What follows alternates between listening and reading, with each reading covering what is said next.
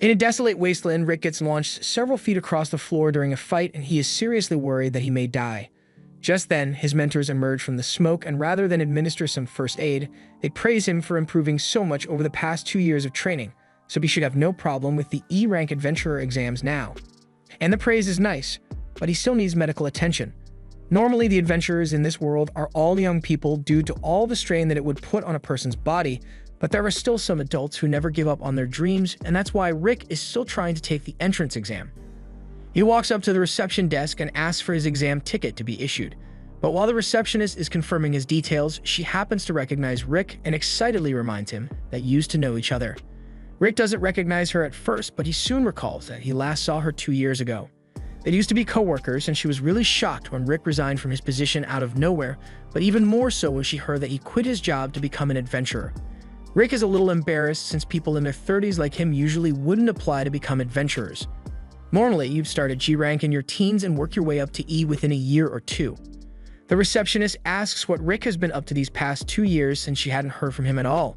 So Rick explains that he was pretty much cooped up in the mountains the entire time so that he could train with his mentors. Just then, the guild's usual drunkard walks up to the front desk and starts trying to flirt with the receptionist.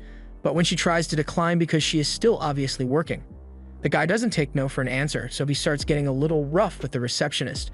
And that's when Rick decides to step in, so he pulls the guy aside and lightly tabs his stomach with enough force to knock him out instantly. The receptionist apologizes for the inconvenience the drunk guy caused him, but Rick says it's fine since he used to work as a receptionist as well, and he still doesn't understand why the guild thinks it is a good idea to serve alcohol in here. After Rick receives his exam number, he heads outside where a maid named Renette greets him.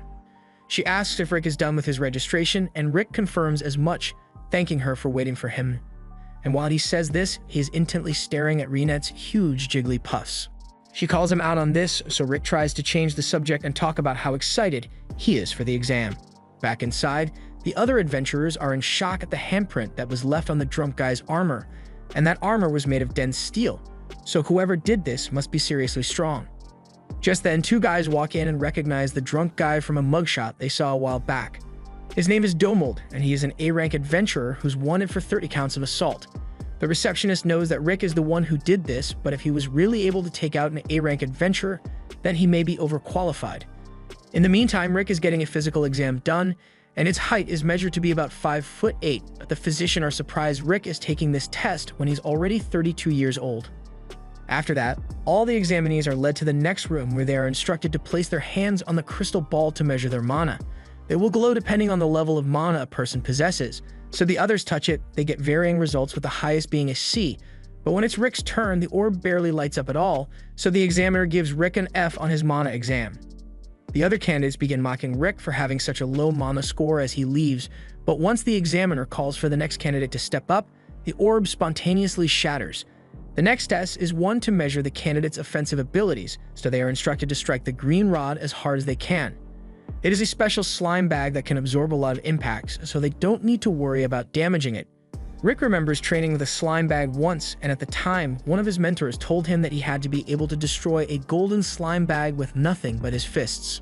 Rick didn't think that was possible since a golden slime bag is as hard as a dragon's fang, but his mentor told him that it was the least he had to do if he wanted to become an adventurer, and since his mentor was able to effortlessly destroy one with a single punch, Rick became motivated to train until it broke, even if he had to punch it 50,000 times a day. He hated that training, but back to the present, the candidates begin lining up in to strike the bag with all their might, and after the first guy has kicked it, the next candidate called up is the second son of the Dermute family, and it is rumored that his magic is as strong as a C-rank adventurer's despite only being 11 years old. As the boy begins, he casts a Hellflame spell, and everyone is surprised, including Rick. Although he's surprised because the spell is so tiny, the fireball is launched and hits the target, and the judges are actually impressed by the kid's output, so Rick is even more shocked since the fireballs his magic teacher would throw at him were far more deadly than what that kid just used. Naturally, Rick assumes the kid's fireball must have been just as powerful as his teacher's fireball, but maybe the kid shrunk it down so that it wouldn't destroy the building. As the attack power exam goes on, it eventually gets to Rick's turn, but as he is walking up to the slime bag, the examiner calls his attention and asks if he is really over 30 years old. Rick answers yes, so the examiner tells him that he is too old to be doing stuff like this. Training usually doesn't yield much of a result unless it is started very early on in life, and with how bad his mana exam score was, he should just quit before he makes a fool of himself. Rick knows people are judging him for being too old, and he really feels like giving up, but he has worked too hard to get to this point, punching slime bags until his knuckles were red with blood, and he still kept punching. All that pain has to count for something, so even if he is at a disadvantage for being old, he's going to give this everything he's got. Rick winds up his punch, and as he makes contact with the bag, it splatters everywhere and goes flying through the wall, leaving everyone shocked, including Rick's, since he wasn't expecting the bag to be so weak. The kid can't believe what he just witnessed, and he is frustrated by Rick's success, since this was supposed to be his stage to shine on, but he can accept losing to Rick for now since his specialty is really defensive magic, so he will make sure to outperform Rick on the next test. However, by the time they start the next test, the kid is left speechless as Rick has just tanked a 4th nature spell with ease. The examiner compliments Rick on being skilled enough to block his attacks, and Rick appreciates it, since he is doing his best. The instructor doesn't think Rick is actually giving it his all since he has just been using a first nature spell to defend himself so far, so he advises Rick to use a higher tier of defensive magic from now on. However, Rick informs him that he doesn't actually know how to use any other spells aside from first order ones, so he really is doing the best he can. The examiner can't believe Rick is actually only capable of using first order spells since he has such precise control over his mana, but Rick assures him that there won't be any problems since, from what he has seen so far, his first order spells should be more than enough to handle anything the examiner can throw at him. The examiner takes that as a personal insult, so he prepares to use a 5th order spell to show Rick that he shouldn't take someone like him lightly. As he casts the spell and unleashes a shock cyclone, a massive shockwave echoes through the kingdom, so far that even a knight on the other side of town could hear it. A few minutes later, Sylvester arrives at the exam center to figure out what's going on over here. He is informed that an F-rank adventurer managed to completely destroy a slime bag with his bare hands and perfectly block a 5th nature spell while only using basic defense magic. Sylvester thinks she must be playing a prank on him or something, but she is dead serious about everything she just told him. Right now, Rick is busy taking the written part of this exam, and he looks like he's confident in his knowledge for this one. After the test is over, Rick takes a break with Rionette, and she asks him how the written test went. Rick confidently answers that he is sure he will get 100% on the written test. After all, he spent 14 years working as a receptionist for the guild, so there's no way he could fail. However, he's still not sure his overall scores will be good enough to pass the exam. Rionette asks if Rick is worried about his practical exam scores, but he thinks he did pretty well in all the categories. However, he still got an F on his mana exam, so he's not sure how that will affect his chances of passing. Rionette assures Rick that he should be fine after all the training he did to prepare for this exam, but moments later, the kid from earlier comes up to Rick and screams at him for doing too well on the tests. Rick doesn't know what this is about, so he assumes Freed must have gotten lost or something, so he offers to help him. Freed is upset because this was supposed to be the day he showed off his exceptional skills to all the peasants, but Rick went and outperformed him, so he's crying about it now. Rick tries to tell Freed that he didn't intend to steal his spotlight, but Freed's sister has already arrived, and after seeing her little brother crying, she immediately starts yelling at Rick. Rick asks if she is related to Freed by any chance, so she introduces herself as Angelica Diremute, and Freed wastes no time in telling her that this 40-year-old man ruined his day. Rick is offended and says he is only 30, but Angelica and Freed keep calling him a 40-year-old man. Eventually, Angelica throws her glove at Rick to challenge him to a duel, and Rick doesn't realize that it's a challenge, so he picks up the glove because he doesn't want it to get stained. Unfortunately, as per noble customs, picking up that glove is a declaration of intent to throw hands, so Angelica happily sets a venue for them to begin the fight. She says she is going to take great pleasure in punishing Rick for the crime of making her brother cry, but if they are going to do this, then they have to play by the rules. Duels in the Fylheim Kingdom allows the winner to set a penalty for the loser if they win, so she sets a penalty stating that the loser will have to serve the winner for the rest of their life. Angelica is apparently a second-class royal knight, but Rick doesn't know how strong a second-class knight is supposed to be, so Rionette gives him some context and explains that a second-class knight would be around B rank. Rick starts freaking out because he knows B rank adventurers are able to take out huge monsters on their own, but Rionette doesn't think it's a big deal and asks Rick to hold back so he doesn't end up killing her. Rick can't imagine holding back against someone at B rank while he is still F rank, since he still has no context for how strong he truly is, so Rionette tells him to just have faith in all the training he has done for the last 2 years. All of a sudden, all the traumatic training montages he had to go through come flooding into his mind, so he ends up throwing up. Rick curses Rionette for making him relive such torture. But she reminds him that if he was able to survive all that, then he shouldn't have a problem handling Angelica. After all, he's a member of the strongest party on the continent, so he should have a little more faith in himself. Rick realizes that she's right, so he gets up to face Angelica with no fear. He is still not sure how well his current level of strength will hold up against a second-class knight, but there's no use worrying about it now. Angelica is confident that she is much stronger than Rick, so she promises to hold back against him so that he doesn't die, and then begins charging up her attack. She then uses Blink Step to dash past Rick, just to show him how fast she is. Her speed has earned her the title of Lightspeed Angelica, and Rick is definitely surprised, but not for the reason she thinks. Angelica says she will now finish him off with her next attack, so she uses Blink Step again.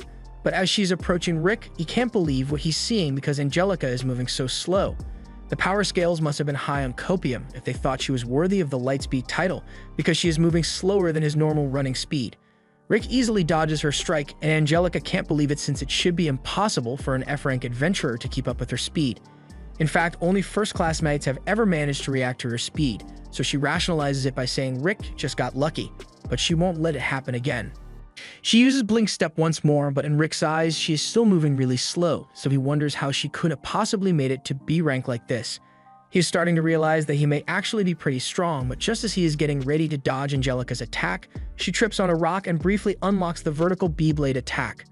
Rick can't predict any of the strikes, so he is having trouble dodging, and by the time Angelica finally stops herself, he no longer thinks he can call himself strong because he was completely unprepared for that attack. However, neither was Angelica because she didn't plan any of that.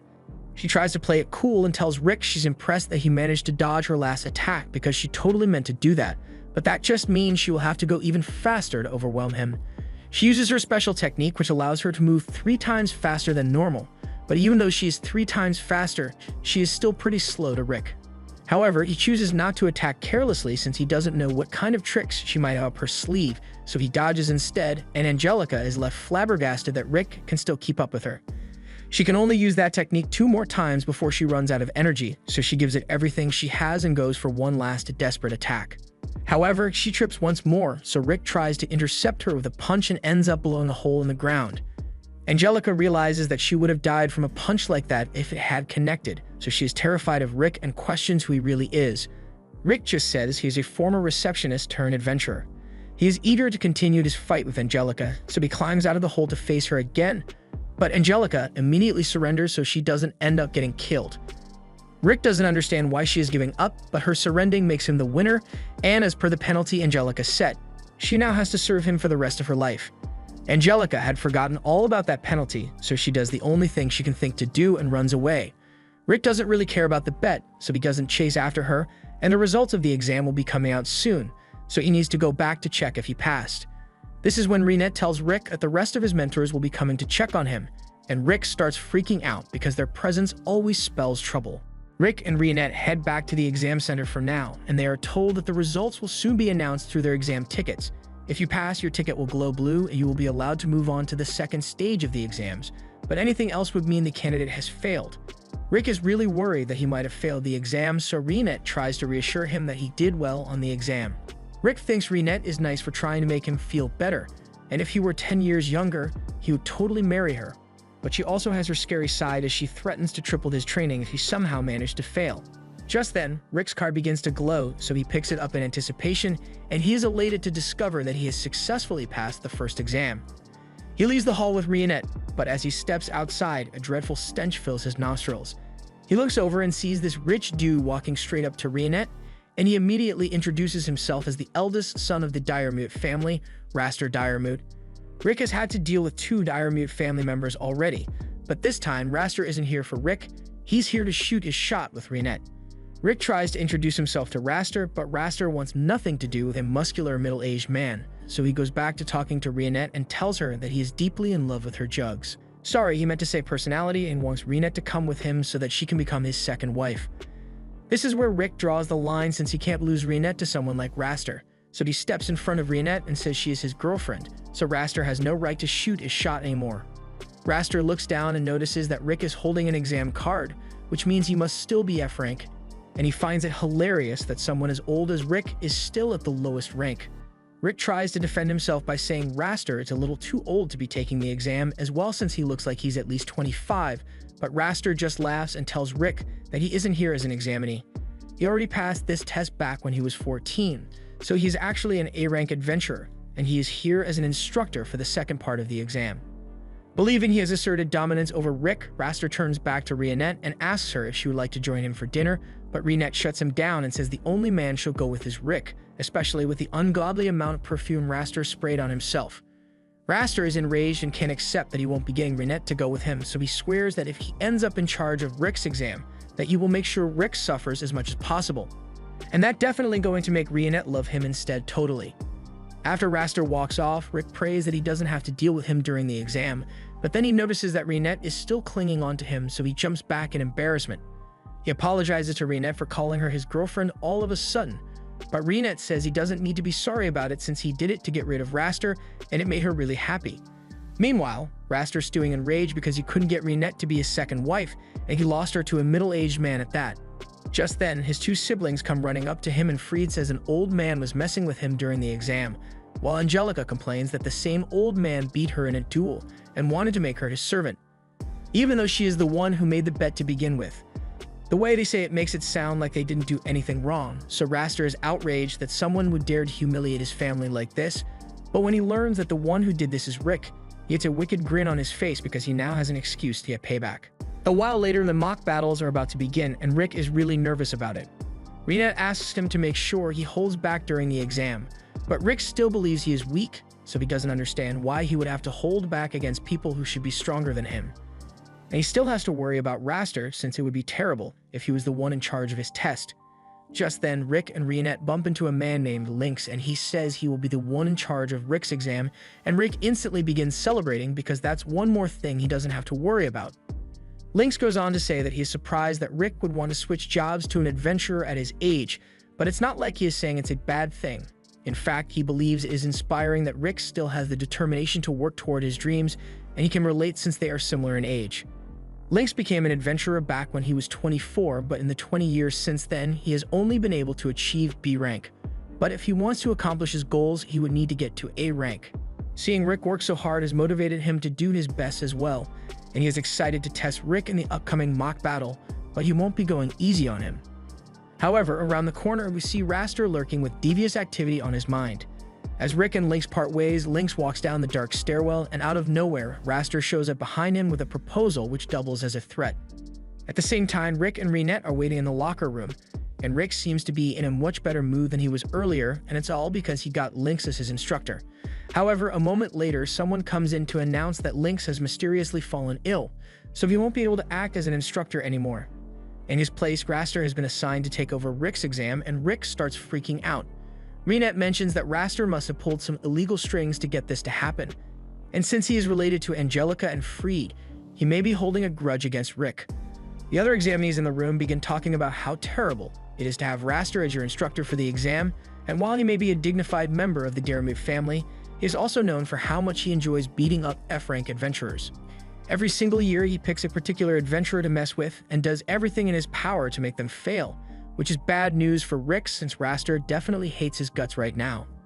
Later, as Raster is outside tormenting a random examinee, he fires a barrage of ice blasts and knocks the guy out. But just as he was insulting the examinee for being weak, his fun gets interrupted as he receives a message from the elite guard. Meanwhile, Rick is pacing around inside as it is soon going to be his turn and he doesn't know how he is going to handle Raster. Rionette doesn't understand what Rick is so worried about since he just needs to beat Raster. However, Rick thinks beating Raster is impossible since he is a respected A-rank adventurer, while Rick is only F-rank. He believes he will die if he faces Raster, but if he backs out, he will have to do 3 times his normal training. Rionette gets in front of Rick and asks him if he really isn't confident in his skills. He sincerely believes that he is an inadequate adventurer since he switched to this job too late in life and everyone always tells him that he is too old to do it. But Rionette tells him that he shouldn't let what other people think shake his confidence because all that matters is that she believes in him. Even if Rick can't believe in himself, she wants him to trust her judgment when she says he can win. Rick thanks her for her kind words and says he is feeling much more confident now. Just then, a cloaked boy approaches Rick and offers him a free fortune-telling. He explicitly says there's nothing shady going on here, so despite this whole thing being really suspicious, Rick decides to go along with it. However, just as Rick is about to sit down, Rionette notices a magic circle on the chair, so she tries to warn Rick that it's a trap, but she ends up being too late as Rick is teleported away in an instant. After that, the boy removes his cloak and reveals that he is actually freed, and he is quite pleased with himself for being able to trick Rick into falling for his trap. However, he should have thought of a plan to teleport himself away as well, since Reinette is severely pissed and blows a hole through the wall while holding him by the collar. She asks Freed where Rick has been teleported to, and Freed refuses to tell her initially. But after a non-consensual eyelash trim and the threat of some eye poking, Freed tells her that his teleportation magic can only send someone 100 meters away at most, so Rick is still nearby. Meanwhile, Rick has just appeared on the river behind the training center, and he is really confused about how he got here in the first place. Just then, the elite guard shows up and Rick is told that unfortunately, they have orders to beat him up. They are the elite guard of the Diarmid family, so Rick realizes that Raster and the others must be behind this. They don't want Raster to get his hands dirty, so they'll make it so that Rick won't be able to participate in the exam. Rick calls them shameless for trying to stall him so he misses his exam, but the leader corrects him and says this is a coordinated jumping. Among the elite guard, they have B and A rank adventurers, so Rick feels like he is utterly outmatched.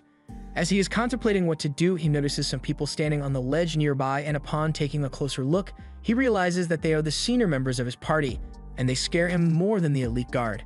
His party members jump down to ask Rick why he is here when he has an exam to get to, so fearing for the lives of the elite guard, he makes up a lie that they were just trying to help him get ready.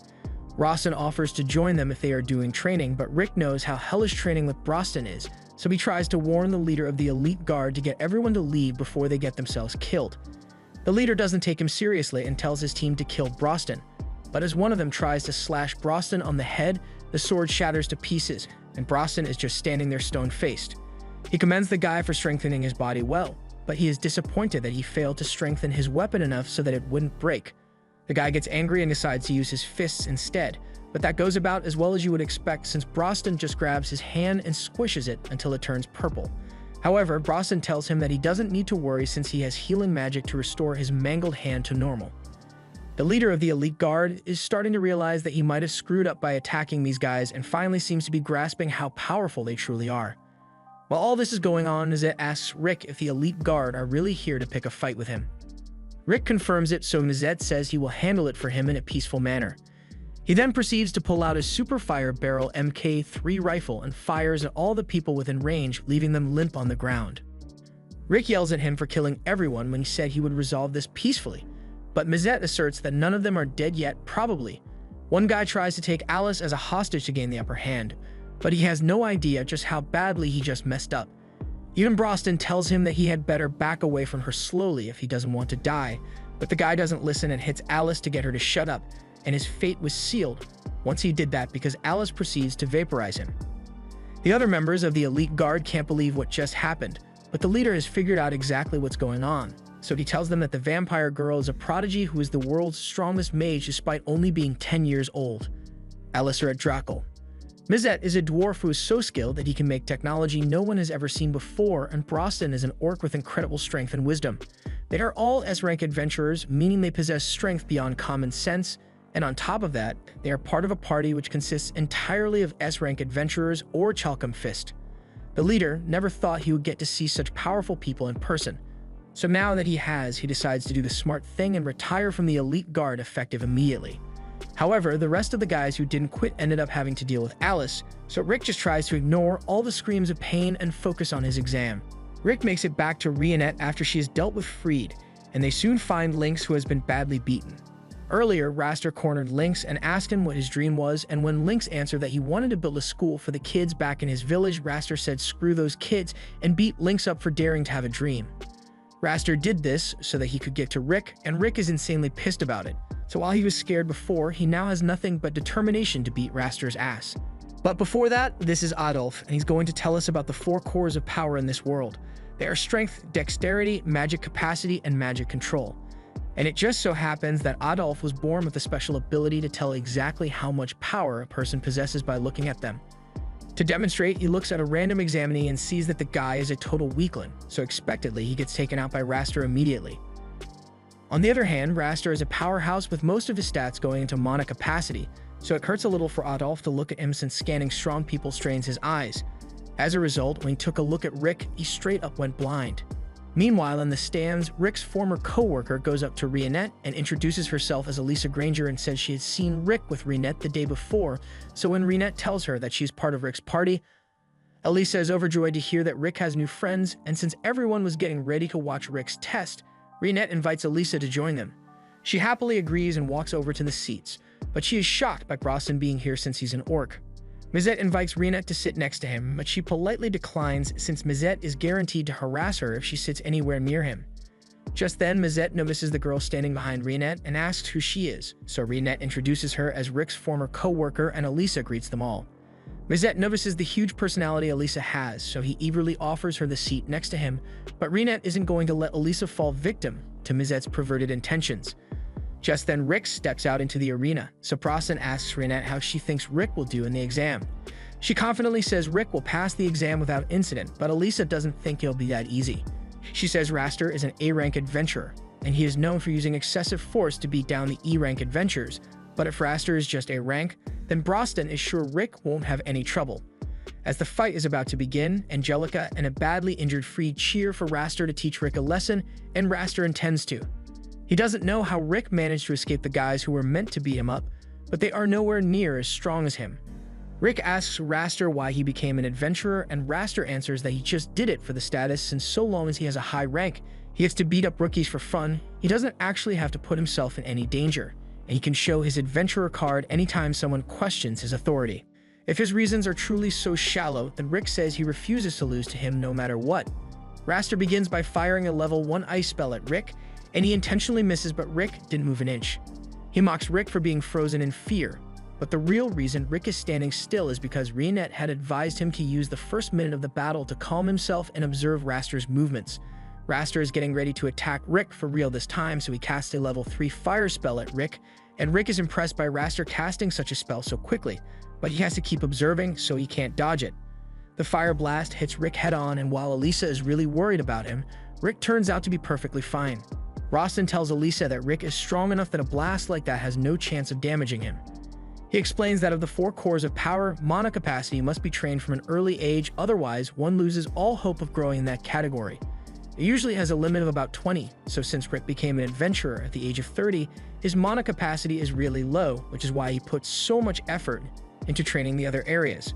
Brosnan trained him in physical strength and had Rick do things like running between villages, but with giant 100-kilogram ankle weights attached and venomous snakes that chased him through the forest. Brosnan did everything he could to build up Rick's strength, and Mizette trained him in mana control, and it's honestly surprising that Mizette didn't give up on teaching halfway through since he never liked working. But when it came to Rick, he wanted to make sure that Rick could put up some good magical defenses, otherwise he would have been a pile of ash by now. He also says Rionette was the one who trained Rick in dexterity, and this comes as a shock to Elisa since she thought Rionette was a maid, but Rionette just enjoys wearing maid outfits for fun. Rick put everything he has into learning from them, so he already possesses the power of an S-rank adventurer, although he doesn't realize it since Brosnan kept gaslighting him into thinking F-rank adventurers were much stronger than him.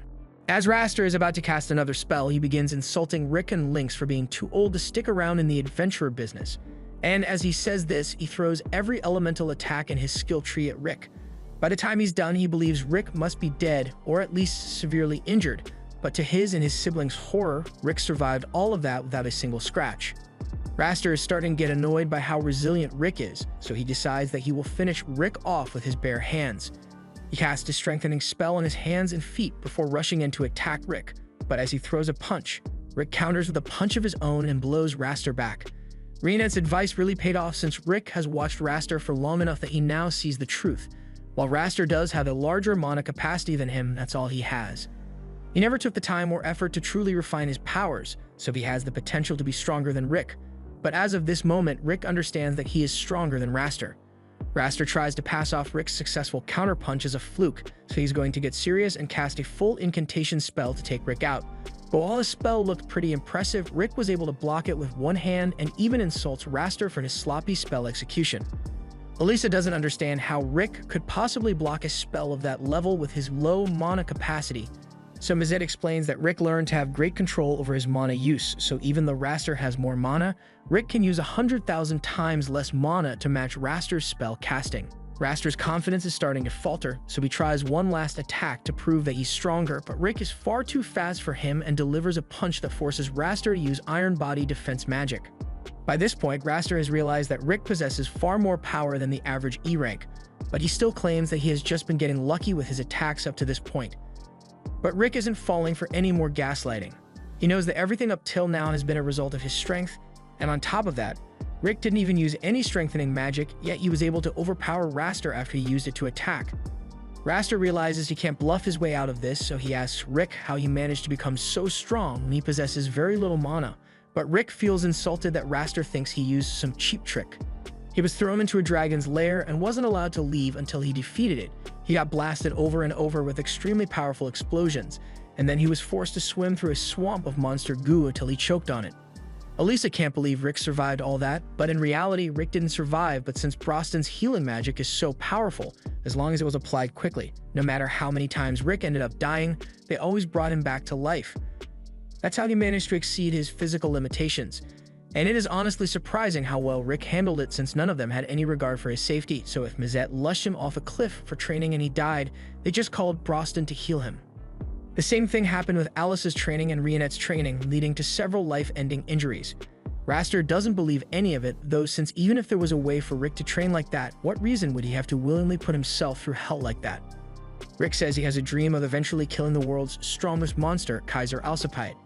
Raster begins laughing at Rick because he thinks the monster is nothing more than an old story, but in truth, the monster is very real, and the main goal of the Orichalcum party is to one day eliminate it.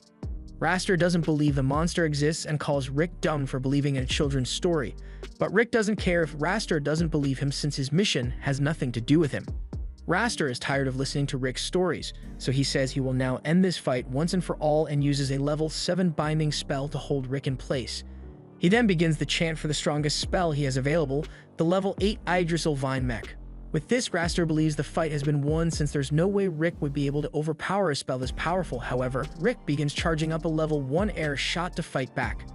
Raster laughs at him and says a mere level 1 spell could never beat his level 8 spell. Yet Rick is still completely confident that his air shot will be enough to punch through Raster's Vine Mech, and that's because Raster has used this spell a handful of times at most, so he hasn't refined it to its utmost capabilities. On the other hand, Rick has used his air shot over 100 million times already, so he has learned how to unleash its full potential. No one believes Rick's claim of using the spell 100 million times, since it is physically impossible to have done that in only 2 years, but Broston assures Elisa that Rick is telling the truth, although he needed space-time magic to make it possible. Raster still doesn't believe it though, so he gets ready to smash Rick into the ground and finish this.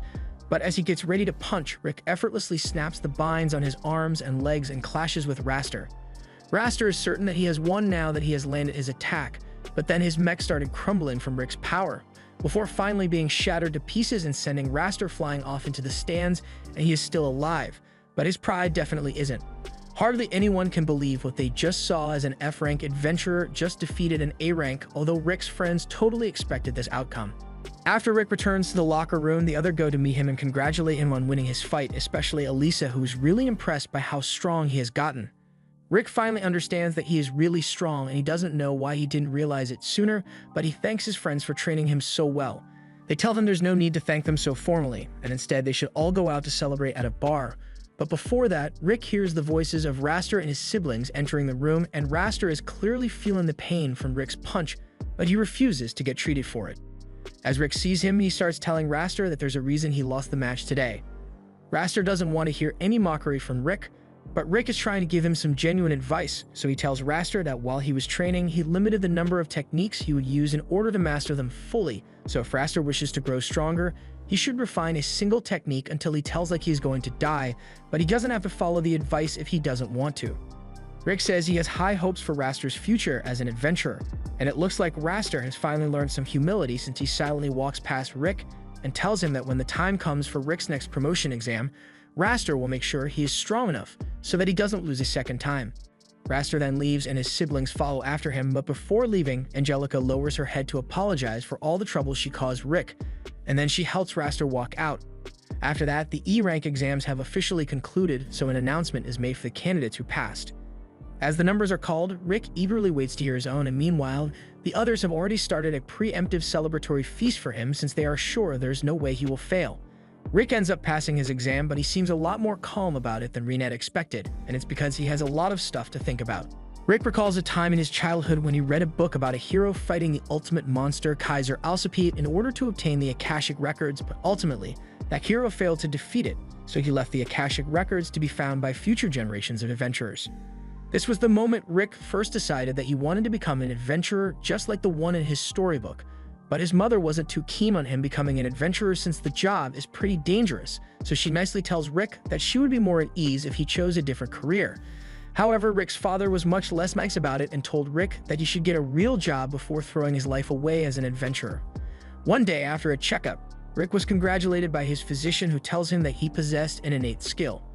Rick is in disbelief because innate skill is an insanely rare attribute which makes him pretty similar to Yamato the hero, but the doctor reminded him that innate skills aren't things that can be awoken through hard work, so it's going to take some time before he is able to use his ability.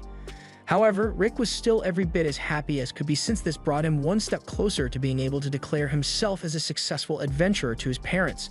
The next day, Rick wakes up and tells his friends that he's got an innate, and when he's finally able to use it, it's going to be amazing. However, days soon turned to weeks, weeks to months, and eventually, Rick had to come to terms with the fact that his innate skill would never manifest. His friends were sympathetic with him and encouraged Rick to try becoming an adventurer anyway, since most adventurers don't have innate abilities anyway. Plus, adventurers make a ton of money, so it's not a bad job. However, the reason Rick wanted to become an adventurer wasn't for the money, but to become like the hero Yamato. So since he can't become the kind of adventurer he was hoping to be, he decides to go get a real job after all. Rick tells his parents about his decision, and they are overjoyed to hear that Rick has finally given up on his dreams and is ready to get a soul-crushing job like a normal person. The next few years went by with Rick learning the ropes of the receptionist job and watching countless adventurers all living out his dream, so as time went on, Rick became more and more jaded to reality until finally he grew to accept his mediocre life and enjoy the time he spent with his friends and family. One day, while looking through his old books, he finds that storybook of Yamato's legendary adventures, but by now it's nothing more than an old fairy tale he used to believe in. Rick heads into work the next day, and Elisa had just been hired at the time, so she was struggling to keep up with all the paperwork. Rick came over to help her out a bit and reminded her that there was no need to rush the learning process, since she'll get the hang of it sooner or later. There's also one more thing he wants to tell her, since from what he has seen around town, monsters are becoming more active, so a quest will likely pop up soon to subjugate them. Elisa is thankful for the heads up since she can now get the forms ready ahead of time. As Elisa leaves to go get the paperwork done, an adventurer Rick is friends with walks in, and he's got something to show Rick. He just got back from his promotion exam, and he is proud to say that he is officially a B-rank adventurer from this day onwards. Rick is happy for his friend, but he would be lying if he said he wasn't jealous seeing someone get to live out his dream of becoming an adventurer. To deal with the jealousy, Rick does what any responsible adult would do and drinks late into the night to make the pain go away. But even with his drunken state, the difference between himself and Zaid are crystal clear. Zaid has been promoted all the way up to B rank and is living Rick's life, while Rick has sat in the same chair for 14 years at this point, and he has nothing to show for it other than a stable income and a few yearly pay raises. It's not like he thinks he wasted his life, but he can't help but wonder how far he could have come if he chose to become an adventurer, after all back then. Just then, Rick hears a commotion in the middle of town, and he goes to check it out and see if he can help. However, what he sees horrifies him since, for whatever reason, there's a mid-rank hand troll in the city. Under normal circumstances, as soon as Rick saw that thing, he would have run away, but he notices a woman walks right into the path of the troll, and he can't just stand by while someone gets hurt, so runs out in front of the woman to try and protect her from the troll, even if he can't really do much to hold it back. As the monster closes in on them, Rick braces himself for a gruesome death, but before that could happen, Rinette walks out in front of Rick and slashes the monster to pieces. She then tells Rick that she appreciates him trying to protect her, but there's no need to be concerned for her safety, since she is a skilled adventurer. After that, Rick and Rinette walk together and introduce themselves to one another, after which Rick says he was really impressed with how strong Rinette was back there, so he asks her if she happens to be a B-rank adventurer. Rinette says she's not B-rank, so Rick assumes she must be A-rank, and he is amazed since it's a rare occasion to meet an A-rank adventurer out in town, but Rinette corrects him once more and says she's not an A-rank either. She then pulls out her S-rank badge to prove her rank to Rick, and the shock Rick feels is immeasurable. S-rank adventurers are so powerful and rare that this is his first time meeting one. In fact, there are rumors that HQ intentionally takes them out of the local guild registers and oversees their missions directly. He can't believe he gets to meet such a legendary adventurer, but since she's here, he says he has a weird question to ask. So he pleads with Reinette not to laugh at him. Reinette assures him that she hasn't laughed even once in the 9 years after her 8th birthday, but Rick isn't sure if she should be proud of that. Moving on, Rick tells Reinette about the dream he had when he was younger to become an adventurer and eventually defeat Kaiser Alcipiat, so he wants to know if she thinks he could still achieve his dream if he tried becoming an adventurer today, even though he's already 30. After seeing how Rick acted when he thought she was in danger, she is sure that he possesses the courage necessary to become an adventurer. But Rick must be aware of the importance of mana reserves to adventurers. Rick says he is aware that mana reserves are hard to develop unless it is done during your youth, but difficult is an understatement as Reinette believes it is practically impossible to build your mana reserves once you grow older. Considering the importance of mana reserves to adventuring, Reinette has to be honest with him and says she doesn't think Rick could make it as an adventurer if he started as he is now. Rick was already expecting an answer like that, but it still hurts to hear. At the very least, he finds closure in the fact that it was an S-rank adventurer who broke the news to him, so there's nothing left to do but give up on his dreams and settle into his ordinary life. Reinette apologizes if she made Rick feel bad, but he says it's fine since he appreciates her honesty. Plus, it's not every day he gets to meet a lady as pretty as her, so he even invites her to grab a meal with him sometime. Although he was only joking, Reinette immediately agrees to his dinner invitation and offers to meet him tomorrow for their date. The next day, Rick is in a really good mood, so he wants to work even harder than usual today. Even when Zeta comes in and brags about his new B-rank status, Rick doesn't show even a hint of jealousy and wishes him luck on his next quest. By the end of the day, Rick is happily skipping down the road to meet up with Reinette, and he is slightly hoping that they could start dating if things end up going well on their date. But then he hears people screaming that monsters are attacking, so unfortunately, his date plans are ruined. Since Reinette was supposed to meet him nearby, Rick assumes she must already be fighting the monsters, so he rushes to check on her, although she seems to be doing alright on her own. There are a lot of monsters approaching, so Reinette asks Rick to stand back while she handles this and he lets her do her things. Moments later, the battlefield is covered with hundreds of monster chunks and Reinette looks like she's barely even warmed up, but all of a sudden, she senses something that gives her flashbacks to the death of everyone she loved, and the trauma makes her fall to her knees. A monster happens to show up right as Reinette is having a panic attack and Rick isn't equipped to defend her, but luckily, Zaid steps in at the last second and saves them both. Rick is thankful, but he also doesn't know why Zaid is here in the first place. Just then, 2 other adventurers show up to help as well, and Zaid tells Rick that the guild put out an emergency quest to subjugate these monsters, so they all rushed over to help. And since they are here now, Rick should hurry up and get his date to safety while they handle the rest of the monsters. While the adventurers are fighting the monsters, Rick realizes that he is still as jealous of them as he has always been. After Reinette regains some of her composure, she warns Rick that it's dangerous for him to be here.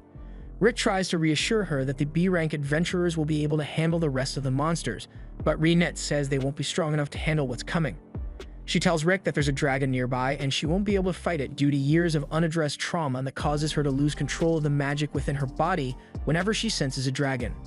Rick doesn't believe a dragon would appear all the way out here, but in the next moment, something flies overhead, and as Rick looks up, he spots the dragon Reinette was talking about. It makes no sense for a dragon to show up in a human town. According to the guild's recommendations, if an adventurer lower than A rank ends up encountering a dragon, the only thing they can do is stand still and pray that the dragon leaves on its own. And no matter what, no one should attack the dragon first, but the magician gets scared and does exactly what the rules said not to do, leading to the entire B-rank group getting decimated. There's no way any of them can fight the dragon, so Zaid tells everyone to make a run for it, but as they try to escape, they find themselves trapped in a barrier the dragon put up. It looks like the dragon doesn't intend to let any of them here alive, and they stand no chance against it, but Rick begins walking straight up to the dragon. Zaid tells him to stop since there's nothing he can do to the dragon as a receptionist, but the way Rick sees it, if he's going to die anyway, he might as well face death head-on and die as an adventurer would. Rick thought he would feel better if he gave up on his dream of being an adventurer, but he still feels the fire inside pushing him to work towards that goal. He picks up a rock and throws it at the dragon, and it does absolutely nothing, but Rick's bravery motivates the other adventurers to try their best as well, even if they know they'll lose in the end. They all begin throwing every attack they have at the dragon, but it doesn't do much other than provoke the dragon into using its fire breath. Zaid realizes this is probably going to be bad, so he uses his iron body skill to protect everyone, and while it allows them to survive, they still suffer a considerable amount of damage from it. But from the flaming rubble, Rick gets up and walks straight over to the dragon, claiming that he will make his dream come true no matter what it takes. The dragon uses its foot to squish Rick, but on the verge of death, Rick's dormant innate skill awakens, giving him the power necessary to survive being stepped on and push the dragon away with ease. The amount of magic flowing from his body is so potent that it is actually visible, and Rick realizes that this must be his innate skill. So while he wishes it awakened earlier, it's better late than never. Now that he has the power necessary to fight back, Rick is a lot more confident about facing the dragon. So as it fires another blast at him, he stretches his hand out and blocks the fire with his magical energy. And when he finally gets the chance to counterattack, Rick unleashes a punch that carves a hole straight through the dragon's body, killing it in an instant. Once it's all over, Rick goes back to normal and collapses to the ground, and by the time he wakes up, he's in a hospital bed and in great physical pain. Renet is there as well and informs Rick that he overloaded every single magic circuit in his body during the fight with the dragon, so by all accounts, he should already be dead. He's been unconscious for about a week, and the entire time Renet has been waiting by his bedside because she wants to personally invite Rick to join the party she's a part of Orichalcum Fist. The party's goal is to defeat Kaiser Alcipiat just like Rick, and after seeing Rick fight on courage alone, even when he didn't have the power to win, gives her the confidence to say that Rick can grow stronger and fight alongside the S-Rank party and become an adventurer. This was the first time anyone ever supported the idea of Rick becoming an adventurer, so he is moved to tears by Renet's faith in him. That leads us back to the present where Rick has just officially passed his E-Rank exam, so for the first time in his life he can say that he is an adventurer. After Rick's exam results were announced, he was to pay a visit to Lynx, who is currently recovering in the hospital. He congratulates Rick on passing the exam and asks if he is still willing to go get those drinks they had talked about earlier. Rick is happy to hang out with Lynx, but as soon as Lynx mentions wanting to come to visit Rick at home, Rick's face contorts like never before. He tries to convince Lynx, but since Lynx was so insistent, Rick gave him some directions and told him to wear his strongest set of armor if he wanted to survive. At first, Lynx didn't understand why Rick was making such a fuss about someone coming over, but as he arrives at the address he was given, he realizes that Rick literally lives in a demon lord's castle. As he gets to the front door, he rings the bell and Rick comes out to meet him. The inside of the castle is a lot nicer than Lynx expected, and as they enter, Rick apologizes for Lynx having to come all the way out here. Lynx says it's fine since he didn't even run into any monsters along the way, and Rick explains that monsters never come anywhere near the castle, but that gets Lynx wondering why he had to wear armor if that's the case. Rick says it's for Lynx's protection, but not necessarily from monsters. They enter the mansion and Renet is there to greet Lynx, and Lynx returns the greeting while thanking her for her help earlier. Just then, Alice comes walking down the stairs and she's so excited to see Rick that she fires a massive lightning spell straight at Lynx. Now Lynx would be guaranteed to die if that lightning bolt actually hit him, but luckily Rick was there to swat him away, so the only damage done is a hole in the wall. Rick then scolds Alice for using magic in the castle, after he specifically told her not to, but Alice complains that Rick hasn't played with her for a while now, so she was getting bored. Since Alice doesn't seem to feel sorry for her actions at all, Renet steps in and says that as punishment for her reckless use of magic, the repair costs for that wall are going to be taken out of Alice's food budget. This finally gets Alice to apologize for what she did, and she promises to never use magic inside again, but Rick knows Alice is definitely going to do it again as soon as she gets bored, so he tells Lynx to go ahead while he plays with her. Lynx is told to make himself at home, but this place is so big that he doesn't have any idea where to even start with it. He looks out the window and notices Mazette casually working on his military-grade weapons, so he goes over to say hi. Rick had informed Mazette about Lynx coming over, so Mazette welcomes him. Lynx asks what he's working on, so Mazette explains that building things like these is an old hobby of his, and he named this bad boy Patricia. He offers to let Lynx test it out, so he shows him how to hold it and Lynx aims for the target. But as he pulls the trigger, he is shocked by the level of power Mazette managed to pack into this thing, and Mazette is just doing it for fun. After that, Lynx continues to explore the castle until he comes across Broston's room, and he is quite shocked to see an orc in there, so he leans in to get a better look. However, Broston spots him and invites Lynx to come in if he wants to, so Lynx accepts the invitation and enters Broston's room. He is amazed to see the number of books Broston has in his collection, so Broston explains that he enjoys being surrounded by books and collects them often. Although recently, he has been more focused on training Rick, so he hasn't been able to read all the new books in his collection. Hearing this, Lynx asks if Broston was the one who oversaw the majority of Rick's training, and after Broston confirms it, he asks if Lynx is interested in training as well. Lynx excitedly answers that he would love to receive a lesson from Broston, and since he has a motivated look in his eyes, Broston agrees to teach him.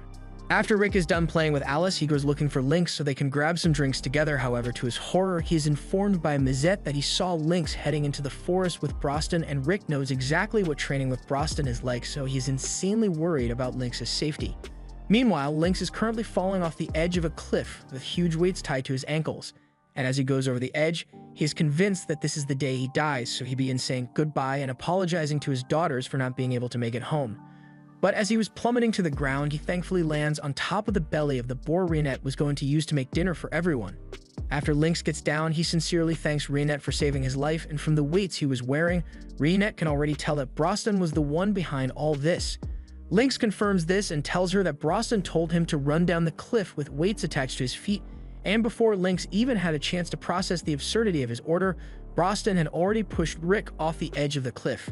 Lynx really believed he was going to die for a second there, and Reinette says he's right to be worried about dying since Broston was the #1 cause of Rick's deaths during his training, and unfortunately, there's no escaping Broston once training has begun.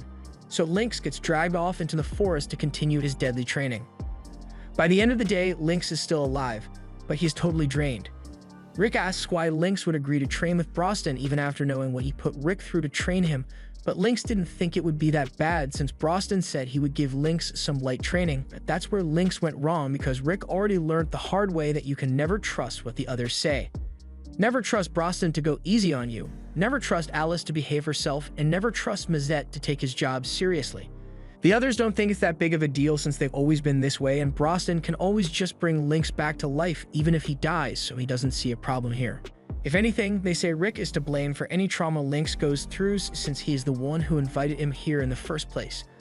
A little while later, once Lynx has recovered from his training, he and Rick sit down together and Reinette pours them a cup of tea while they wait for dinner.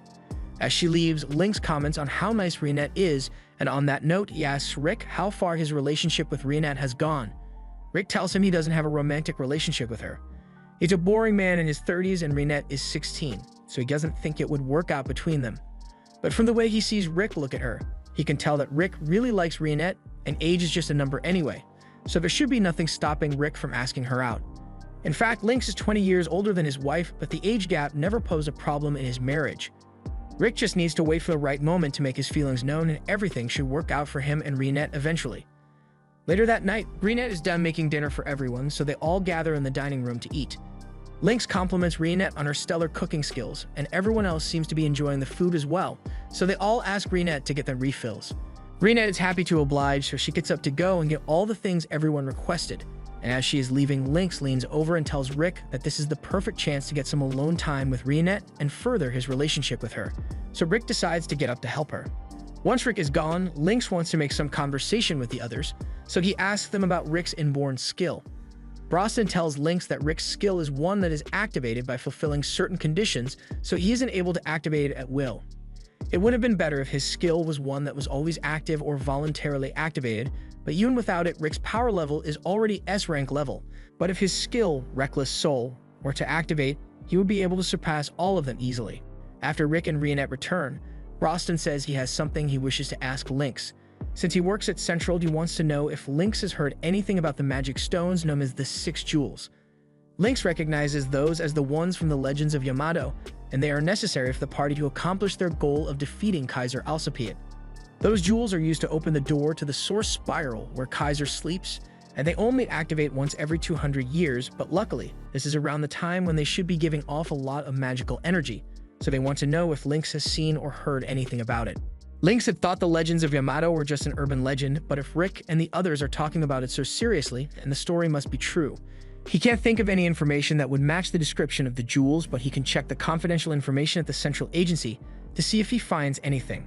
Broston says he is grateful for Lynx's help, and after that, Rick asks Lynx if he has any more relationship advice to give, since Rick's plan to help Reinette out didn't go so well since she's just too good at everything. On another day at the Adventurers Guild, we see a girl moping the floors, but she's dissatisfied with her current task since she's an adventurer now, so she should be allowed to go slay monsters or something.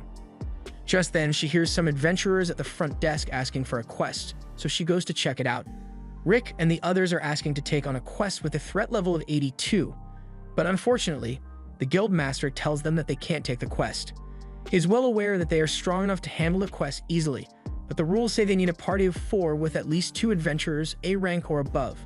That's easy enough to fix, so they ask the guild master to find some random person to join them so they can meet the quota for the quest. And the girl just so happens to be the closest random person here. So the guild master goes over to Ray, and since she has been saying she wanted to go on some real adventures lately, he offers to let her fill the spot on Orichalcum Fist scene for the day. Ray doesn't really understand what the big deal is, but since the team consists of an old man and a little girl, she thinks it's normal enough, so she'll just ignore the fact that Broston is a talking orc and act like this is a normal group of adventurers. She introduces herself and says she is willing to join their team.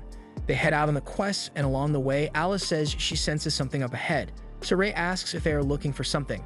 Rick explains that they got a tip from a friend that a special magic stone that they've been searching is somewhere around here, so that's what they came for. As soon as Ray hears Rick mention a magic stone, she starts wondering how much they could sell it for, and while it is probably incredibly valuable, they don't intend to sell it since it can be really dangerous in the wrong hands and can even attract monsters. Ray says she's not worried since she is strong enough to defeat any monsters that attack. She says is only F rank right now, but in no time she'll be all the way up to A rank. She asks Rick what his rank is, so Rick tells her that he just got promoted to E rank recently. And while Ray doesn't say anything out loud, she internally calls Rick an old loser for still being E rank at his age. A little while later, Alice spots a wyvern, which is exactly what they were hoping to find, and Ray starts freaking out since wyverns are insanely powerful, but Broston just walks up to the wyvern and bitch slaps it away. He intentionally chose not to kill it so it would call for backup, but that makes Ray freak out even more since a swarm of wyverns is basically a death sentence to an adventurer. Broston is getting sick of all her complaining, so he asks Rick to take Ray and go somewhere else for now, so Rick leads her out of the forest.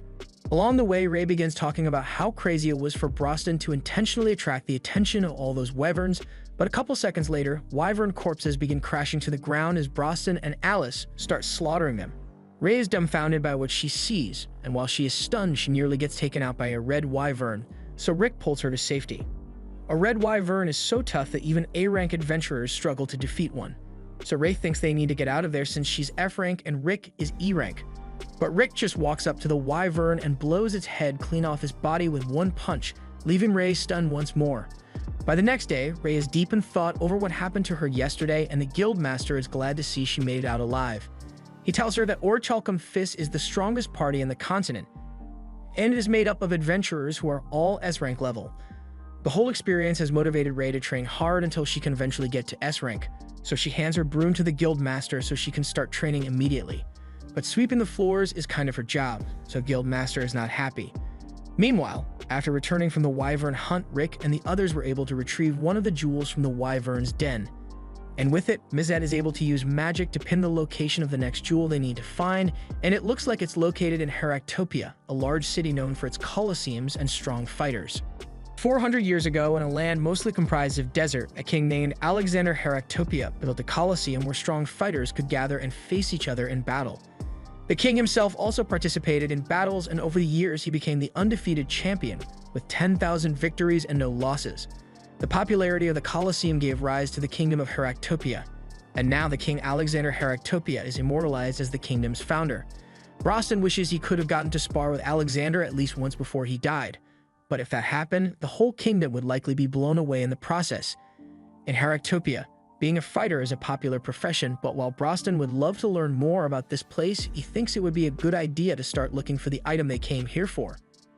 The others agree, so they all start looking around together, but whenever they try to ask someone for information, the person gets scared because of Broston and runs away. They aren't going to make any progress like this, so Rick suggests that they could go to Town Hall instead to see if they can find some useful info there. However, just as they are about to leave, they notice a girl being harassed by a guy she wants nothing to do with, so Rick is about to step in, but Broston cuts him off and walks up to the guy instead. The guy is at least brave enough to stand his ground, but he seriously messes up when he challenges Broston to a fight. Broston is always down for a good round of violence, so he walks into a dark alley, and as soon as they are out of sight, the distinct sound of a skull cracking is heard, and Broston walks back out with the guy's limp body. The guy managed to survive somehow, and having such a near-death experience seems to have knocked the scumbag right out of him, so he's now an upstanding citizen and introduces himself as Gold. The girl also introduces herself as Militia, and Broston says he has something he would like to ask both of them. He takes out the red jewel and asks if they have any idea if there is something like this in town. Gold says he has seen something similar before, but he doesn't remember where. Militia also recognizes the jewel, but she's having a hard time recalling where she has seen it before. Just then, a loud parade for this year's fighting tournament passes by, and both Militia and Gold are excited about it.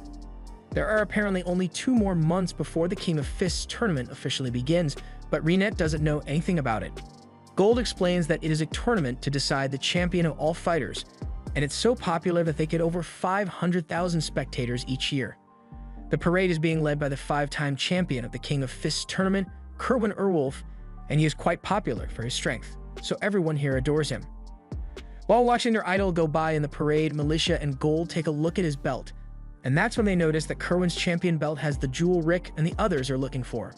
Kerwin heads back to the gym where he trains after greeting all his fans, and once inside, he takes a seat to relax a little.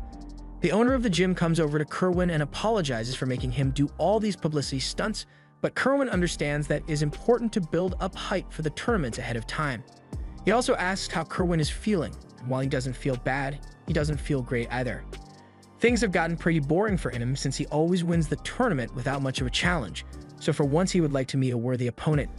Just then, Rick and Renette walk in, and Kerwin can immediately tell that these guys are different from all the other fighters he has seen before.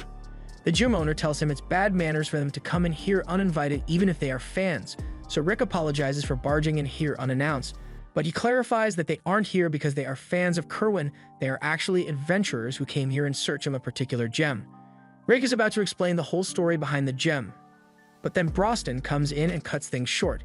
He isn't the kind of guy to waste time with a lot of words, so he tells Kerwin straight up that he wants that belt. The manager now thinks Broston and the others are thieves who came to steal the belt, but Broston clarifies that they didn't come to steal a belt. They are specifically after the jewel in the belt because it belonged to a former member of their party a long time ago, and they need it for something important, but of course, he will have a perfect replacement gem made so they can put that in the belt instead. The owner thinks Broston is lying, so he starts calling for someone from the gym to come over and kick these crazy people out. However, Kerwin tells him there's no need for that. He has a very unique nose so he can smell when someone is lying, and Broston doesn't give off the scent of a liar. But while he may believe that Broston's party is the original owner of the gem, he still can't just hand it over to him, because this belt is the pride of Heractopia. The only way Broston will be getting his hands on this belt is if he becomes the new champion of the tournament, and Broston thinks that's a reasonable condition, so he turns around to leave. Rick begins asking if Broston's seriously going to leave without the jewel, but Broston is fine with it since he just has to win the tournament to get what he wants. They all leave, and the owner starts complaining about how rude those people were, but if Kerwin has let the owner try and kick them out like he wanted to, they would have gotten into a fight that would have killed everyone in this gym. The owner breaks out in a cold sweat over Kerwin's statement. He knew that they didn't look like average people, but he never would have guessed they were that strong. Kerwin states that from how the maid carried herself, he can tell that she has a wide array of lethal skills. Then there's the normal-looking man, but while he seems unremarkable, Kerwin can tell that he has trained his body to an inhuman degree, so he isn't one to be messed with. Finally, there's Broston, and by every indication, he is the most interesting. Meanwhile, outside, Broston explains to Rick and Renette that he thinks they should all join the tournament as fighters so they can win the belt fair and square. In order to enter the tournament, one must first pass the preliminaries held in the east and west of the kingdom, after which you need to win another match among those who qualified from the preliminaries, and that's when you are finally allowed to participate in the tournament. Broston says you will apply through the eastern gate, while Rick and Renette can enter through the western gate, so they'll all be in different tournament brackets. Rick and Renette are fine with the plan, but they ask Broston if he will be really okay getting around town by himself, but there's no need to worry since Broston already got Gold to agree to guide him around town. In order to register for the preliminaries, Rick and Renette are going to need to pass a test first, which is a lot like the promotion exams at the Adventurers Guild. As Rick enters the arena for his test, he's informed that he will be required to fight a mock battle to gauge his strength. His opponent will be one of the newly recruited fighters from the previous batch. Rick asks if his opponent is going to be strong, so the examiner checks the forms and tells him that the girl he is going to be fighting has won every match up till now, but whether Rick wins or loses, he will still pass the exam as long as he meets certain criteria. All of a sudden, the doors swing wide open and a very familiar voice begins to introduce herself. She confidently declares that because of her speed, people have started calling her the Flash, so whoever is up against her next has better watch out. However, her confidence goes down the drain completely as soon as she recognizes Rick. Angelica asks why Rick is here, but he could easily ask her the same question. He's also a bit worried about me and Raster here since it would be awkward after what happened last time, but Angelica tells him that her siblings aren't here with her, so Rick doesn't have to worry. With that said, she knows how powerful Rick is, so it's terrible luck that she has to face him in a mock battle. Even if a loss won't really have any consequences, she has an undefeated streak going, so she would like to keep it going. To do this, she decides to go all out from the start against Rick in hopes of overwhelming him with her speed, but as she tries to attack, she falls flat on the ground. She thinks she must have tripped since she is so nervous, so she gets back up and prepares to dash at Rick again. However, the same thing happens, so she realizes that she isn't falling because she is nervous. She is falling because Rick is doing something. Rick looks down at Angelica and asks her what she thinks of the new skill he has been practicing over the last few months. After realizing how strong he had gotten, Rick didn't want to risk hurting the people around him if he ever got into a fight, so he developed the 8 secret arts of going easy, and right now he is using the first art, which is basically constant leg sweeps. This is really effective because leg sweeps demoralize and incapacitate opponents as they fail to get up, and it barely does any damage. Angelica thinks it's insulting, but Rick points out that she hasn't been hurt because of the leg sweeps. Even if Rick is only doing leg sweeps, he is doing them at a speed that Angelica can't keep track of, even with her exceptional speed. It would normally be impossible to pull something like that off, but after the stuff she has seen Rick do, she isn't surprised that he can manage it. She thinks the best course of action would be to keep her distance from Rick, but as she tries to back away, she still gets her legs squeaked again. She still isn't willing to give up yet, and Rick is impressed by her will to keep going, so he says he will fight her seriously from now on. But as soon as he said that, Angelica gave up because she's not stupid. Rick is a little disappointed that things ended so abruptly, but his victory means he is now recognized as a fighter and can compete in the preliminaries. However, before he can head over to register for the preliminaries, Angelica comes running up and asks him one more time why he had to come here. She starts crying because it's not fair how Rick pounds her into submission all the time. But with how she phrased it, Rick is worried that Reinette might misunderstand, so suggests they all get something to eat so they can talk things out. They later go to a restaurant, and it just so happens that Melicia's parents own the place, so she's happy to hook Rick and Reinette up with some freebies. Rick tells her he appreciates it, but before she leaves, she asks if Brosnan will be coming here as well because she kinda has a thing for him. Unfortunately, Rick tells her that Brosnan is registering on the eastern side of town, so they won't be seeing him for a while. Melicia is a bit disappointed, so she leaves, and once the three are alone, Angelica asks Rick why he decided to come here. Rick says he is thinking about winning the tournament, and Angelica can't believe he is talking about winning the tournament so casually. Rick then asks her why she came here since he didn't think a knight like her would be willing to give up on her sword and fight with her fist. Angelica says she has her reasons for wanting to be here, and Rick asks if she plans on entering the tournament, to which she answers yes. Since she will be participating, Rick feels motivated to give it his all in the tournament as well, but this surprises her since she thought Rick was planning to compete in next year's tournament. She tells him that in order to qualify for the preliminaries, you need to have won at least 40 matches against other random fighters, and it's a very exhausting process, so most people average about 10 matches per month. With that said, there's only a week left before the preliminaries start, so there's no way Rick will have enough time to fight all those matches without getting exhausted. But Rick tells her that he already requested 10 matches per day for the next 4 days. The next day, Rick heads to the arena to begin his series of matches, and his first opponent is a guy called Grit, but the coordinator warns Rick that Grit is rumored to be cheating by using a weapon, although they never managed to prove it. In the arena, Rick comes face to face with Grit, and the guy looks really shady, but Rick can't see any weapons, so he's sure it'll be fine. As the match is set to begin, Grit pulls out an impact stone he had hidden in his shoe.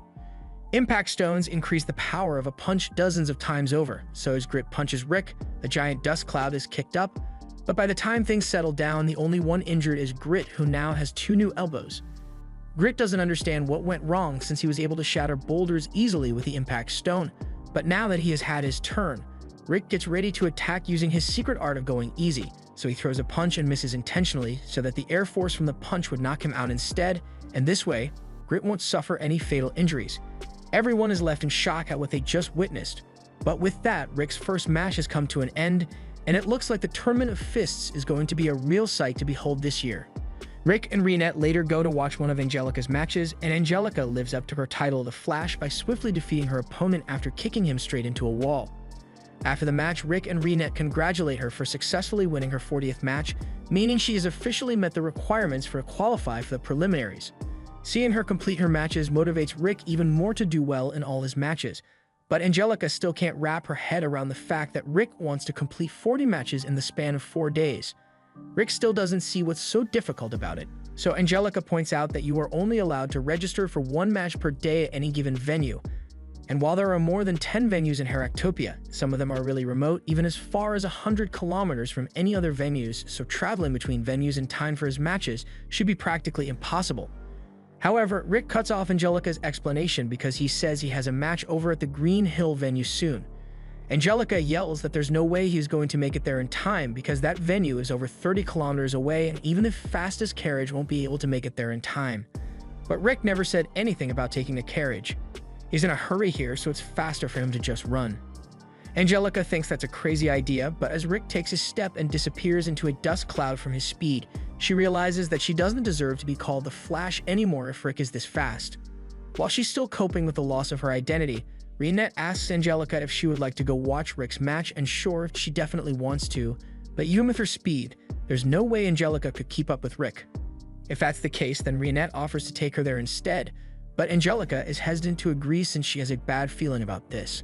However, before she can give a response, Reinette has already picked her up and begins jumping from roof to roof at high speed.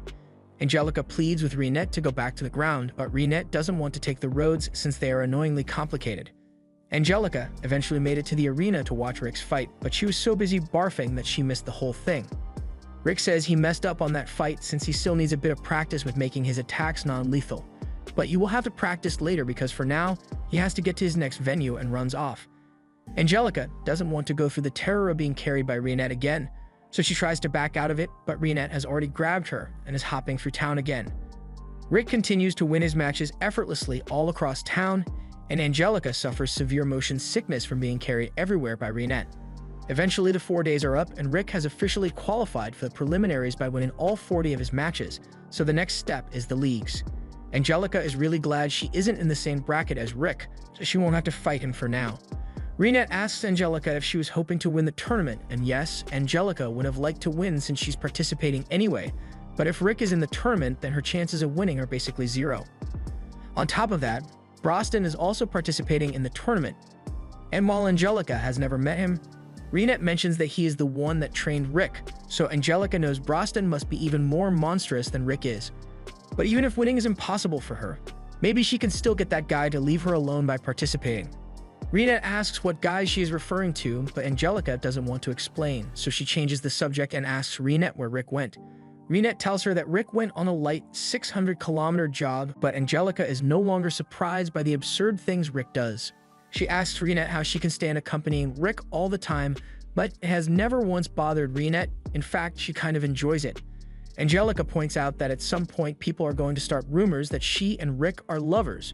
But again, Angelica wouldn't mind that one bit since she really does have feelings for Rick. Angelica is shocked by how bluntly Reinette just said that, but a moment later, a guy comes up to them and says he has a request for the two beautiful ladies. Angelica thinks the guy is hitting on them, but in reality, he is pleading with them because he is short-staffed and needs some part-time workers. Later that day, Rick gets back from his jog, and he is approached by a man named Snape, who is the chairman of the West League. Rick asks how Snape knows him, but it turns out that Rick has become pretty famous around here for being the fastest man to ever qualify in the West League. Snape shakes hands with Rick, and as he does, his guard comes out of the bar and informs him that Angelica isn't here. Snape is disappointed to hear this, so Rick asks him if he knows Angelica. Snape confirms that he and Angelica are quite close, but he is just a merchant who is on good terms with the Diremute family. Changing topics, Rick asks Snape when he retired from being a fighter, but Snape is shocked that Rick knows he used to be a fighter since he never mentioned it. Rick explains that when they shook hands, he could tell that Snape's hands are those of a trained fighter. Snape admits that he did once win a small tournament, and the cheers of the crowd were like nothing he has ever experienced before, but that was 20 years ago and he has long retired since then. So that was his first and last victory. He is really excited when it comes to fighting, and in fact, his company is sending a fighter to the tournament this year, but he has other business to attend to, so he is going to have to cut their conversation short. Snape bids farewell to Rick, but before he goes, he also asks Rick to tell Angelica he came looking for her, and that she shouldn't play around too much since Snape wants her to take good care of her body. Once Snape leaves, Rick heads inside and Militia comes over, asking him if everything is alright. She saw him outside talking with Snape, and while it's good that nothing happened, she wants Rick to be careful. He may look like a gentleman, but rumors are going around that Snape is part of the criminal underworld, and Rick is surprised to hear that since Snape is connected to Angelica's family. It was a total shock when Snape's company became the major sponsor for this year's tournament, and as the sponsor, he gets a free sponsor slot to send anyone he wishes to the tournament. Just then, Rick hears some guys in the bar talking about how pretty the bunny girls outside are, and as soon as they mention that there's a dark elf bunny girl, Rick has a feeling he is going to want to see this. We cut to the front at the West League Stadium where Angelica and Reinette are volunteering as the advertising bunny girls. Angelica is really getting into it, but she's not doing it because she wants to.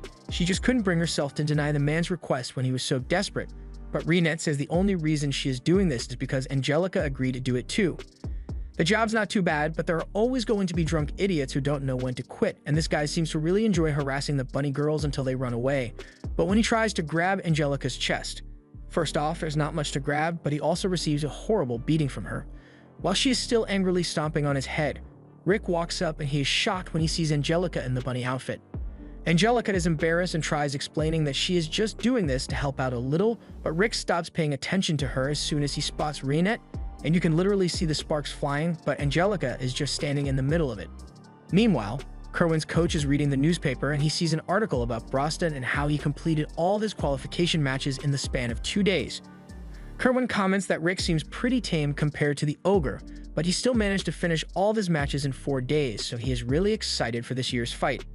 The coach thinks back to the time when he went to a rundown city in search of new talent. He walked into a bar and found Kerwin having taken down an entire gang who were after him. Back then, Kerwin was known as the hungry wolf of the slums, and he asked the coach if he was here to try and take him down. But on the contrary, the coach was here to offer him the opportunity a lifetime. He said he wanted to scout Kerwin as a fighter for Heractopia, and with his strength, he will be able to acquire anything he wants by winning fights. There are also going to be plenty of strong fighters there to keep him busy, and as soon as he heard that, Kerwin was convinced, and it has been a while since he has been this excited for a fight. The next day, the leagues are about to begin, and only one person from each block can advance to the tournament, so they are in for several fierce battles. The first fight of Block A is between Angelica and a fighter named Helen, and as the fight begins, Angelica seems to be straining herself a lot more than she usually would, which is out of character for her. She eventually wins her match by kicking Helen into the wall, but she is already starting to get winded. Next up is Rick's match, and his opponent begins charging up his special move, but Rick just chops him across the neck and knocks him out. The rest of the matches pretty much end the same way, with Angelica coming out on top after a struggle and Rick effortlessly annihilating the competition. So far, Angelica has been on a roll with her victories, but if she wants to guarantee that she can make it to the tournament, then she can't afford to lose even a single match. Rick encourages her to do her best, but as he is about to give her some advice about her next fight, she walks off before he can say anything. Angelica's next match begins and she is up against a tank, so while she is still faster than him, her attacks are a lot less effective. She tries to make up for this by incorporating magic into her attack, so she creates a water prison around him and fires a bolt of lightning into it, but the big guy is still standing after it all. He mocks Angelica for not being able to take him down and asks if she is running out of steam already. Angelica tries to dash in with Blink Step, but she has indeed run out of stamina, so the big guy is able to outpace her and Angelica gets knocked out because of it. After Angelica's match is over, she gets treated with healing magic at the infirmary, but as she leaves, Rick is waiting for her outside to see how she is doing. Angelica doesn't want to talk, but Rick points out that she was being too hasty in that fight. It's true that her opponent had amazing defenses, so it was a bad matchup for her from the start, but Angelica could have still won if she switched tactics instead of continuing to use moves that would drain her stamina. Angelica doesn't want to hear it, but Rick keeps following her because he can tell that there's something on her mind and he wants to hear her out if it will help. Angelica eventually caves in and says we'll tell Rick all about her situation. It all started when her parents died, leaving her and her siblings in charge of running the Diremood estate. Of course, at the time, they were all still children, so they quickly fell into financial ruin. However, their scheming grandpa went and made a deal with a man known as Snape in exchange for a significant amount of financial support, and in exchange, he agreed to have Angelica engaged to Snape as a way for Snape to have a connection to the nobility. After that, Angelica and her siblings did everything they could to restore the Diremood family so they wouldn't have to rely on Snape, but by then it was already too late to call off the engagement. That is a really complicated situation, but Rick still hasn't gotten over the fact that Angelica is engaged. In any case, Angelica tried to investigate Snape to see if she can find enough dirt on him to call off the engagement, but what she found instead was that Snape had become a sponsor for this tournament, and with him being the sponsor, he he is allowed to insert a fighter of his choosing into the tournament. Just then, they hear a commotion in the bar nearby, so they go over to check it out, and they find the guy that defeated Angelica arguing with a lizard man. He is telling the lizard man to let go of the waitress that he is holding by the neck, but the lizard man refuses, so Taylor tries to knock him out and save the woman. However, the lizard man is too powerful and eats that punch before knocking Taylor out instead. Geith then mocks Taylor for thinking he could win when he is so weak, and after that, he goes back to harassing the waitress. But Angelica runs up and yells for him to stop. She knows she stands no chance against Geith, but she can't just sit back and let him do whatever he wants. Geith is offended that another weakling would dare to stand in his way, so he's about to punch Angelica in the face, but Rick catches his arm and tells him to calm down. Geith is about to start a fight here, but Snape suddenly shows up and tells him to quiet down and leave. Geith does as he is told, and Snape apologizes for all the trouble he has caused. Geith is Snape's younger brother, and he has serious anger management issues, but there has been no one strong enough to put him in check lately, although he does calm down pretty quickly if Snape tells him to. After Snape leaves, Angelica explains that Snape put a lot of money into the engagement deal, so he became a sponsor of the tournament in order to recoup some of his money. And to do that, he plans to take advantage of the gambling ring surrounding the tournament and use his sponsor Slot Fighter to guarantee the results of the matches so he can win a lot of money. That's why Angelica entered in the first place, in order to take out Snape's fighter and force him to call off the engagement. But as much as she hates to admit it, she knows there is no way she can defeat Geith as she is now. Rick thinks about it for a second, and then he asks Angelica if she would like him to train her, but given the kind of training Rick went through, that sounds more like a death threat to her.